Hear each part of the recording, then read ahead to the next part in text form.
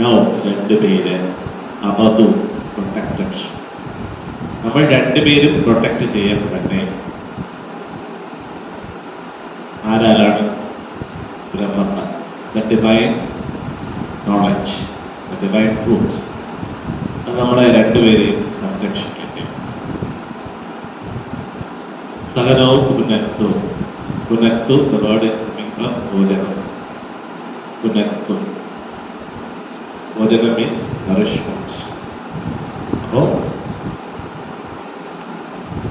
നമ്മൾ രണ്ടുപേരും നറിഷ് ചെയ്യപ്പെടട്ടെ, പ്രൊട്ടക്ട് ചെയ്യപ്പെട്ടിട്ട് നറിഷ് ചെയ്യപ്പെട്ടു. സഹവീര്യം കരവാമത്തെ, ഒരേ വീര്യം, ഒരുമിച്ച് ആ വീര്യത്തെ, ആ ശക്തിയെ, ഊർജത്തെ നമുക്ക് ഉൾക്കൊള്ളാനാവട്ടെ. തേജസ്വിന അവതീതമസ്തു. ആ തേജസ് എപ്പോഴും നമ്മൾ അറ്റൈൻ ചെയ്യട്ടെ, അല്ലെങ്കിൽ നമ്മൾ ജനറേറ്റ് ചെയ്യട്ടെ. തേജസ് ജനറേറ്റ് ചെയ്യട്ടെ എന്ന് പറഞ്ഞാൽ എന്താണ് അർത്ഥം?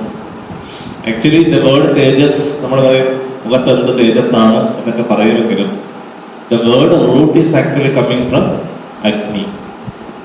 അഗ്നിയിൽ നിന്നുമാണ് തേജസ് എന്ന് പറയുന്ന, അത് അഗ്നിയുടെ ഒരു ഗുണമാണ് തേജസ്. അപ്പോൾ അതെന്താണ്? പ്രകാശം, അല്ലെ? ചൂട്. നമുക്ക് ഇത് റേഡിയേറ്റ് ചെയ്യട്ടെ അല്ലെങ്കിൽ ഒറിജിനേറ്റ് ചെയ്യട്ടെ എന്ന് പറഞ്ഞു കഴിഞ്ഞാൽ വാസ്തവത്തിൽ തേജസ് ഉണ്ടാകട്ടെ എന്ന് പറഞ്ഞു കഴിഞ്ഞാൽ നമ്മുടെ ജീവിതത്തിൽ നമ്മൾ എവർ ഫ്രഷ് ആയിരിക്കട്ടെ, ആക്റ്റീവായിരിക്കട്ടെ, ലൈവായിരിക്കട്ടെ. ലൈഫ് ഇൻ ഡെത്ത് എന്നൊരു വാക്കുണ്ട്, കേട്ടിട്ടുണ്ടോ? Life in death.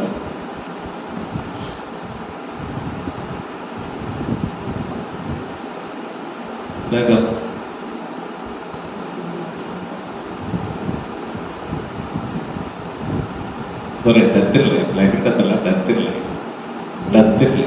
ജീവിക്കുമ്പോ തന്നെ അത് നമ്മുടെ മലയാളത്തിലൊരു കവിതയുടെ വരെയുണ്ട്, ചത്തതിനൊക്കുമേ ജീവിച്ചിരിക്കും, അല്ലെ? ചത്തതിനൊക്കുമേ ജീവിച്ചിരിക്കുക എന്ന് പറഞ്ഞാൽ അർത്ഥം. So when you are living, it's very important how much life you are adding every day in your days, അല്ലെ? ഓരോ മണിക്കൂറുകളിലും ഓരോ നിമിഷങ്ങളിലും നമ്മൾ എത്രത്തോളം നമ്മുടെ ജീവിതത്തിൽ എത്രത്തോളം ലൈഫ് ഉണ്ട് എന്നുള്ളതാണ്. അങ്ങനൊരു സെന്റൻസ് ഉണ്ട്. അതായത് നമ്മൾ കൗണ്ട് ചെയ്യേണ്ടത് എത്ര വർഷം ജീവിച്ചു എന്നുള്ളതല്ല, പിന്നെയോ നമ്മുടെ ജീവിതത്തിൽ എത്ര ലൈഫ് ഉണ്ടായിരുന്നു.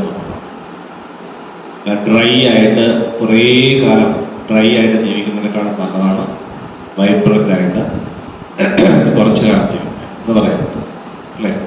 അപ്പൊ അങ്ങനെ തന്നെയാണ് ഇവിടെ. ഇപ്പൊ ആദിശങ്കരാചാര്യർ ആകെ ജീവിച്ചിരുന്നത് വളരെ കുറച്ച് വർഷങ്ങൾ മാത്രമേ ആദിശങ്കരാചാര്യർ ജീവിച്ചിരുന്നുള്ളൂ.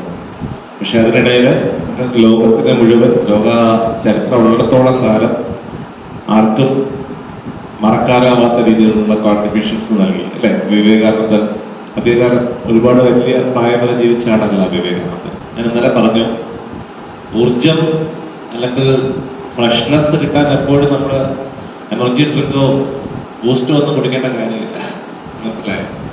അല്ലെങ്കിൽ ചിക്കൻ കഴിക്കേണ്ട കാര്യമില്ല. പിന്നെന്താ? It's coming from your awareness.